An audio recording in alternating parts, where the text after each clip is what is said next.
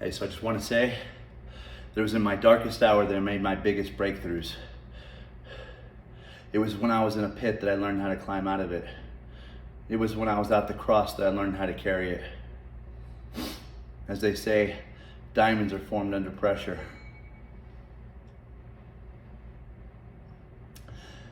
In order to get bread, you got to grind up the wheat. In order to get wine, you got to stomp on the grapes. It was when I was sitting at a bus stop because I had no car. It was when I was sleeping in an abandoned house because I had no home. It was when I was having multiple surgeries, when those closest to me betrayed me, cheated on me, and left me. That was how I was forged into this weapon that is for the Lord. Okay? It says in the scripture that for this reason we delight in suffering, because suffering produces perseverance, perseverance character, and character hope, and hope does not disappoint. Meaning there's an end result to the suffering, that there's something good at the end. So we're not just suffering in vain. And they say that the strongest people aren't those who resist their pain, it's those who embrace their pain, embrace their cross, take up their cross and follow the Lord.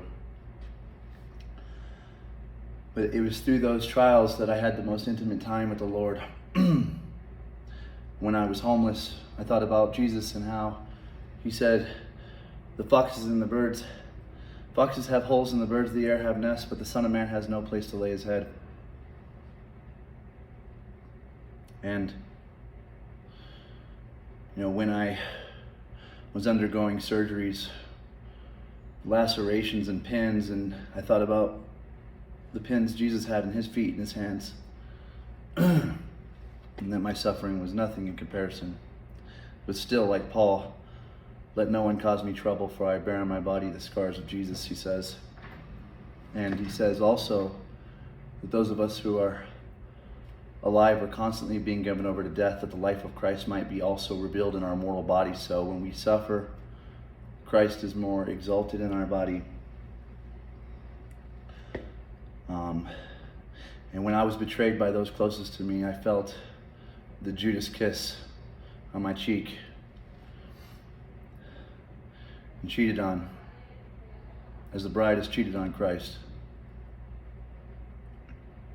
So all these things make us more empathetic for those going through the same sufferings. They make us stronger, and they reveal Christ in us.